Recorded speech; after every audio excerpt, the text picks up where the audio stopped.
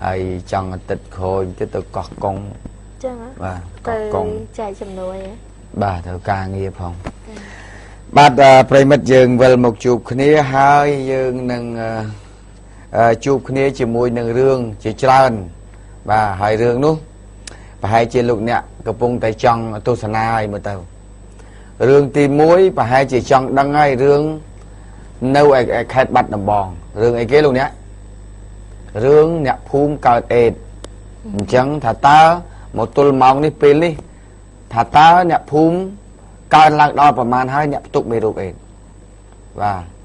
để thưa ơi sọc mai dưỡng thưa ơi rùn thút men tên để cào linh mặt phun từ linh chẳng và hai nhạc cái bông từ từ chuột chiêm mua bờ to cho nào bài chẳng thời tiết nhầm chủ điệp chun đau kia nâng tay mà đòn bà hai nâng môi tiết lúc nét bà con chỉ trong tam đan phiệ bà to thì đây cứ rướng mà đai chống thưa từ rôn là cam cồn trồng bà trắng lúc nét nâng bàn chỉ điệp chỉ môi nâng rướng đấy nâu vẹt tì pì vẹt tì pì nữa lúc nét nâng bàn chuột lục bốc lục bọc cồn nâng bà cát hai nâng thì gì được bao chào nâng bạc cát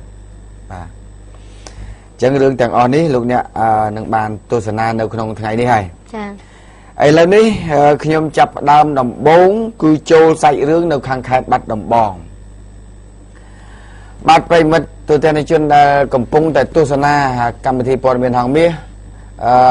ca bị dục mánh dương mình ban sai port miền như thế đời xa tại dương rồi vô nâng port mô nâng port miền ở lùng ắt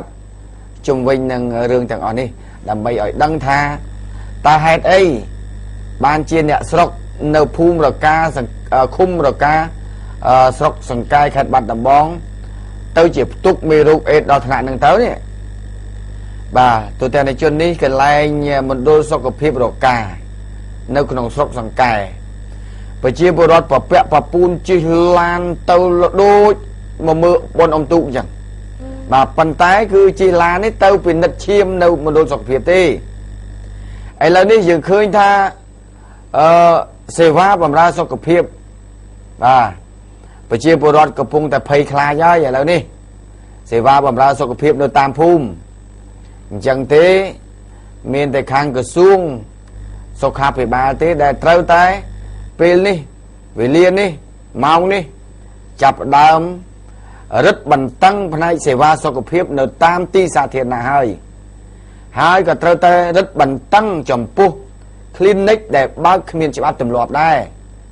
và tòa tại vì là cả lần chẳng ban đăng tha ní chỉ sau của nhiệt tại cả môi cột nặng kháng này ấy lâu dừng mưa crom nhẹ chùm niên vì chạm mà đất to tại rương chẳng bàn cào láng bàn tọt đỏ hai từ đó phải chia bồ đót bán cao rồi chia sai tàu hơi ấy lớn đấy khởi nhé phải chia bồ đót đây mình thua sầm róc tàu bị nứt sau cuộc phim đào thằng này thế bàn tay sầm nạp pin ấy cứ mộc tàu phải chia chương kia tại đó bàn tay xong oi phải chia bồ đót đâu không phum rồi ca không khum rồi ca sọc sừng cái mình bạch pruy bà ram thế còn pruy bà ram công tọ slot cứ cái miên thằng nam sầm rap ca pia bẩn dưa mình bành hà nẹp tục có đói tới ai rú rồi hốt đó là dụ 80 năm 70 năm của miền này ba mình bạch bà ram đi bàn tay con tay dương trong tao pin nứt chiêm nước đầm bay ở đăng tha tới dương miền tục đây rồi tì ba bạch bà ram đi chẳng ấy lâu con và chia bồ có con bàn lợi lại này con thà đó là pin chẳng tao còn lên tao chỉ cất thì tao chẳng phum nổi con thà tao chỉ lên trong cất đấy vì tao chẳng phum chẳng ấy lâu đi dương nâu tay trong đăng giang tụi tôi thà ta có chlong đòi mua lại ấy đòi xa ấy kết tâm thằng ấy mà sao manh tao pin là nghi tao hai không chồng nào và chia bồ để ban tao pin nứt chiêm chồng luôn bỏng bay rồi cao sập ram nè và vô tầng o về chiêng pi pon nè và chiêng pi pon nè pin nứt tao mà sao manh mà đó là nghi tao hai miên nè túc chồng luôn mà rồi bỏng mùi nè hay ở lâu đi còn pung ta pin nứt tham tiết tham miên và tọt tiết và miên và tọt tiếtนี่หาไว้ได้มันทลบการเมียนเต้นในขนมปฏิกรรมบูชีบ่dương ប៉ុន្តែនេះជាលើកទី1ហើយក៏ជាមេរៀនមួយសម្រាប់ឲ្យក្រសួងសុខាភិបាលចាប់ផ្ដើមរឹតបន្តឹងចំពោះសេវាសុខភាពនិងវិស័យសុខាភិបាលនៅកម្ពុជាឥឡូវប្រជាពលរដ្ឋដែលកំពុងតែរងចាំទស្សនានេះ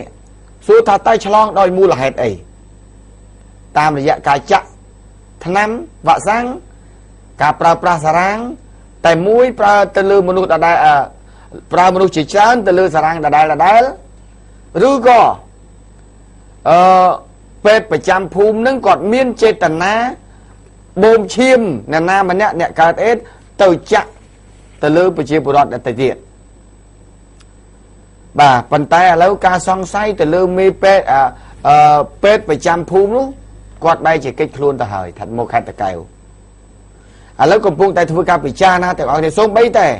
ជំនាញគ្រូពេទ្យដែលអញ្ជើញទៅទាំងWHO អង្គការសុខភាពពិភពលោកនិងគ្រូពេទ្យគ្មានព្រំដែនUNICEF រួមជាមួយនឹងក្រសួងសុខាភិបាលបានចុះទៅដល់ហើយថ្ងៃហ្នឹងព្រឹកហ្នឹងចៅហ្វាយខេត្តបាត់ដំបងចុះទៅទៀតហើយនឹងរួមជាមួយនឹងការយកជំនួយទៅផងអញ្ចឹងពេលនេះពលរដ្ឋនៅពេលដែលគាត់មានអារម្មណ៍កំពុងតែភ័យខ្លាចអញ្ចឹងគាត់ប្រហែលជាមិនទាន់សូវសប្បាយចិត្តជាមួយនឹងការទទួលជំនួយប្រហែលទេមើលទៅព្រោះអារម្មណ៍នៅភ័យចា៎បាទប៉ុន្តែយ៉ាងណាក៏ដោយក៏ជាការជួយរំលែកទុក្ខខ្លះដែរតែឥឡូវលោកអ្នកខ្ញុំជួបជាមួយនឹងខាងលោកគ្រូពេទ្យម្នាក់ដើម្បីចង់ដឹងទោះបីថាមិនទាន់ប្រកាសថាតើការឆ្លងនេះតាមរយៈអ្វីពិតប្រកបក៏ដោយប៉ុន្តែខ្ញុំចង់ដឹងថាតើរបៀបនៃការឆ្លងសារ៉ាងចាក់គ្នាចាក់ទៅមនុស្សម្នាក់ហើយប្រើសារ៉ាងនឹងដដែលតើវាឆ្លងដោយរបៀបម៉េចគ្រូពេទ្យគាត់និយាយចេះគាត់ថាបើសិនជាយើងយកមកជុលដែលចាក់ទៅលើអ្នកណាម្នាក់ដែលគាត់មានជំងឺអេដជំងឺថ្លើមបាទអញ្ចឹងគាត់ថាជំងឺអេដបើសិនជាយើងចាក់យកមកជុលនឹងទៅចាក់គាត់ហើយយើងដកមកវិញភ្លាមរួចហើយយកទៅចាក់អ្នកនៅជិតខាងនឹងមួយទៀតនៅជុលដែរអានឹងឆ្លងចា៎បាទប៉ុន្តែបើសិនជាចាក់រួចហើយយកដកចេញមកវិញរួចហើយរំលងបានប្រមាណជា75វិនាទី75វិនាទីមេរោគនោះនឹងងាប់ចា៎អត់អាចនៅរស់បានយូរនៅខាងក្រៅមជុលណាបានន័យថានៅជាប់អាមជុលខាងណាប៉ុន្តែបើសិនជាបូមឈាមនៅក្នុងនោះគឺនៅបានយូរបាទនៅបានយូរព្រោះបូមឈាមវាហាក់ដូចជាយើងខ្លះសេទុកឲ្យវាត្រជាក់ល្អអញ្ចឹងបាទនៅក្នុងនោះបាទតែបើសិនជាថាគាត់ឲ្យចាក់ហើយយកមជុលនឹងមករហូតបណ្ដោយឲ្យនៅយូរតទៅទៀតអានឹងថាវាអត់រស់បានយូរទេមេរោគហ្នឹងបាទគាត់បញ្យល់អញ្ចឹងណាមិនខ្ញុំអ្នកវិជ្ជាបណ្ឌិតទេតែគាត់ខ្ញុំសួរប៉ុន្តែគាត់សង្ស័យអញ្ចេះគាត់សង្ស័យថាទី1គាត់គិតថាពេទ្យប្រចាំភូមិហ្នឹងដែលគាត់គ្មានវិជ្ជាជីវៈគាត់មានវិជ្ជាជីវៈដែរតែមានតិចតួចប៉ុន្តែអាចគាត់នឹងកើតជំងឺអេដអាចមានពេទ្យប្រចាំភូមិហ្នឹងពេទ្យស្ម័គ្រចិត្តប្រចាំភូមិហ្នឹងគឺគាត់កើតអេដរួចហើយគាត់ចង់សម្រាប់គេអ្នកដទៃអញ្ចឹងហ៎បាទចាបូមខ្លួនគាត់ទៅដាក់គេបន្តិចទៅបាទហើយទៅចាក់បន្តិចទៅអានេះគាត់ការគិតរបស់គាត់ទេការគិតសង្ស័យណាបាទប៉ុន្តែមិនដឹងជាថាតើរឿងហ្នឹងវាពិតយ៉ាងម៉េចនោះគឺពួកខាងក្រុមគណៈកម្មការជំនាញរបស់ខាងសុខាភិបាលហ្នឹងគឺគាត់មិនទាន់បានបង្ហាញពីភាពជាក់លាក់ថាឆ្លងដោយមូលហេតុអីទេប៉ុន្តែគាត់ការគិតថាខ្លាចពេទ្យស្ម័គ្រចិត្តប្រចាំភូមិហ្នឹងគាត់កើតជំងឺអេដនឹងខ្លួនឯងគាត់ចង់ចម្លងអញ្ចឹងទៅព្រោះនៅក្នុងភូមិរកានេះបើតាមខ្ញុំសម្ភាសក្រុមការងារខ្ញុំសម្ភាសជាមួយនឹងប្រជាពលរដ្ឋគាត់ថាគាត់នៅទីនោះវា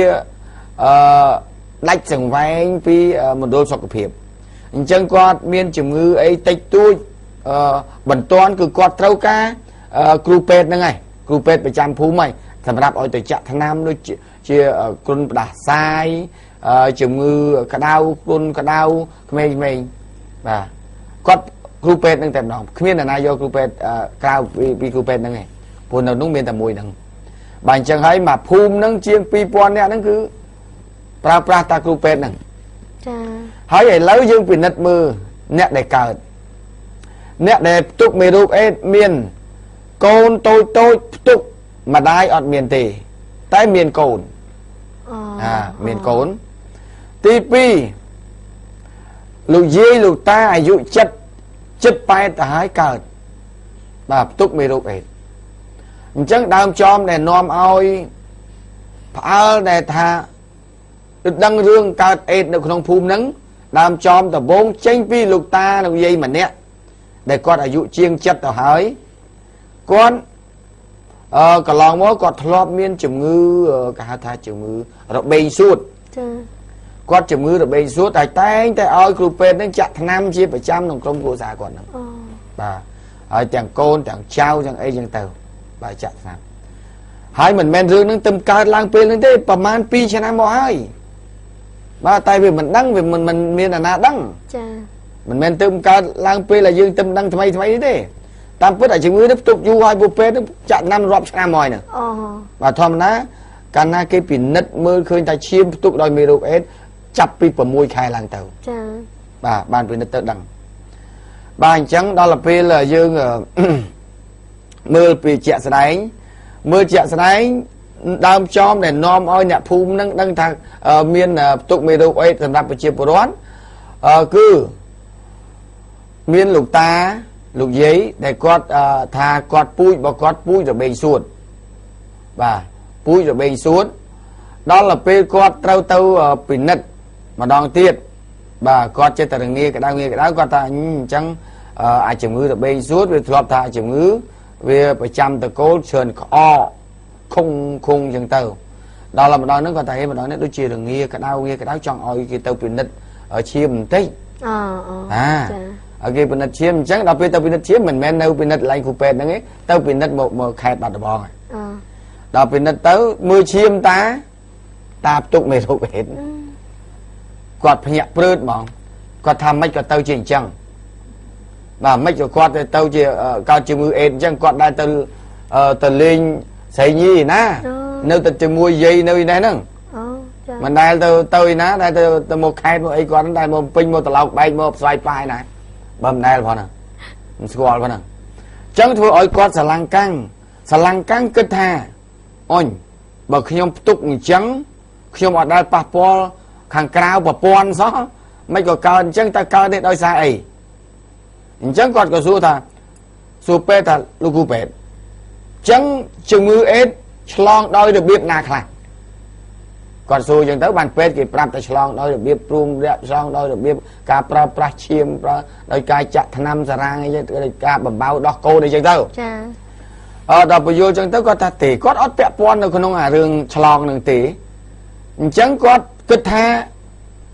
có tục đi và hai chị ai cứ pet đâu chặt năm mà còn chẳng có nực liêm thà bởi dây vừa đương bởi long tam giờ ra chặt năm quạt nực đo trao quạt tiền nước đo côn còn tiền chẳng là lâu xông oi trao khi ông tập bị nứt xông oi côn khi ông tập bị nứt oi trao một nứt cười cô trao nâng tiền sao ta trao miền côn miền bán chỉ thua oi miền cọp hiệp ao tổng ở cáiนี้dây to cáiนี้ta rương nâng ai chẳng xua tao nè nó ta lọp pe nó chặt nam ớt lọp nó lọp pe nó chặt lọp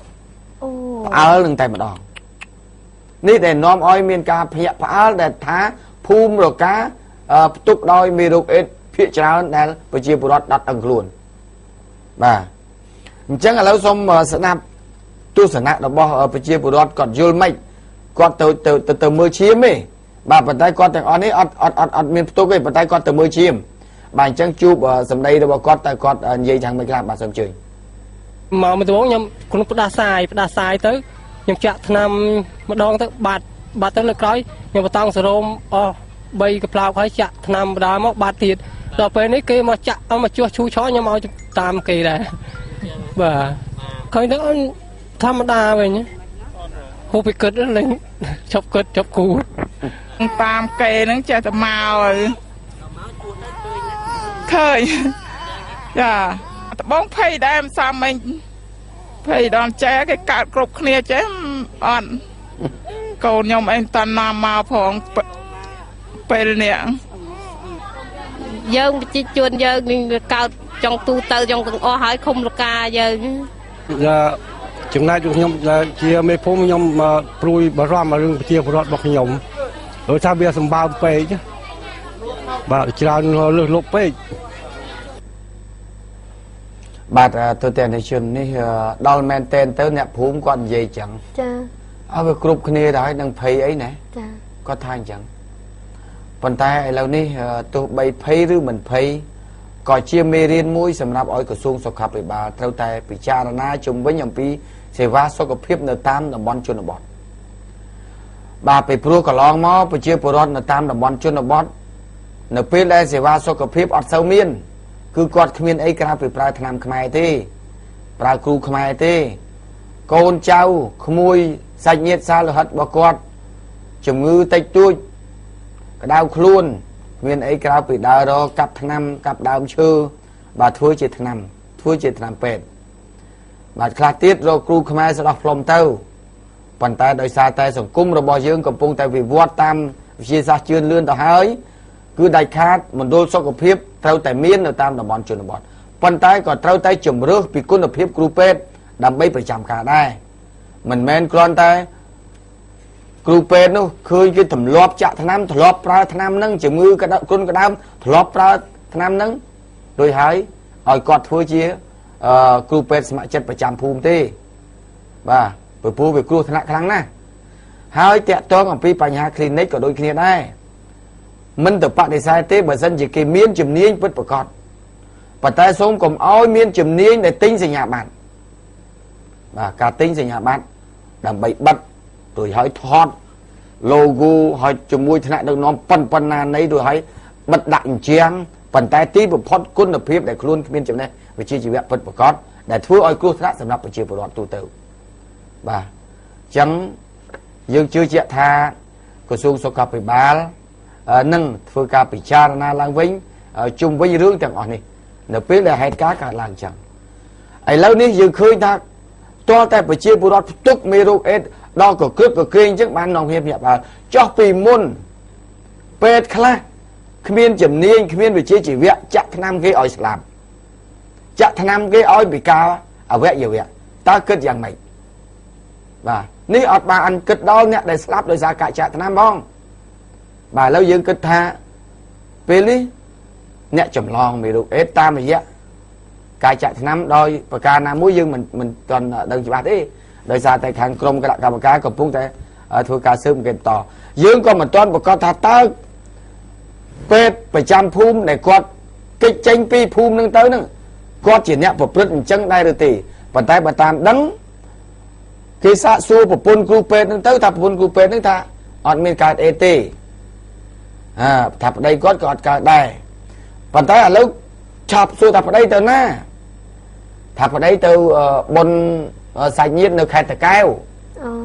បាទឥឡូវគេគាត់ចង់ដឹងមិនមែនទាន់ចោទគាត់ទេចង់ដឹងឲ្យគាត់មកធ្វើការអំណះអំណាងបញ្ជាក់ប្រាប់គេដើម្បីកុំឲ្យគេចោទគាត់បើសិនជាគាត់អត់បានប្រព្រឹត្តអញ្ចឹងមែន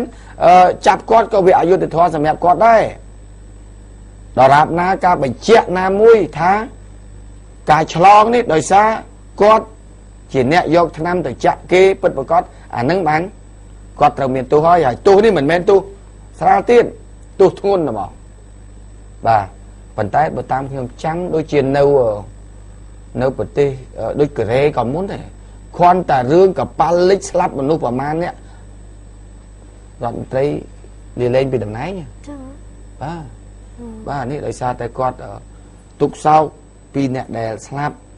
ហើយគាត់មិនដូចជារដ្ឋមន្ត្រីក្រសួងសាធារណការហ្នឹងខ្ញុំដូចភ្លេចទៅបាទគាត់មិនវាបដិសេរីបាទគាត់គិតថាគាត់ជាកាន់ការងារនឹងហើយរួចហើយដោយសារតែការគ្រប់គ្រងរបស់គាត់អន់នឹងហើយបានជាធ្វើឲ្យថ្នាក់ក្រោមអាវ៉ាតរបស់គាត់ប្រើប្រាស់បច្ចេកទេសនៃគ្រឿងកប៉ាល់នឹងឲ្យមនុស្សជិះវាលុះចំណុះអីចឹងទៅបាទដោយមិនមានការផ្ទៀងផ្ទាត់ច្បាស់លាស់អញ្ចឹងគាត់សុខចិត្តចុះចេញពីតំណែងបាទនេះខ្ញុំចង់និយាយរឿងនៅកូរ៉េណាបាទប៉ុន្តែយើងសុំតែមកជួយផ្ដល់នៅសេវាល្អសម្រាប់ប្រជាពលរដ្ឋទៅផ្នែកសុខភាពនឹងប៉ុណ្ណឹងទៅបានបាទនេះទូទាំងជនហើយ មិញនេះទទួលព័ត៌មានបន្តមកទៀតថាវាម្សិលមិញវាល្ងាចទៅហើយ106ដល់ពេលមកក្រោយមកទៀតនេះថាឡើងទៀតតែនឹងឡើងប្រមាណនេះបាទអញ្ចឹងចាំមើលតួលេខថ្ងៃទៀតចាំយើងបន្ថែមនៅពេលយប់បាទអរគុណ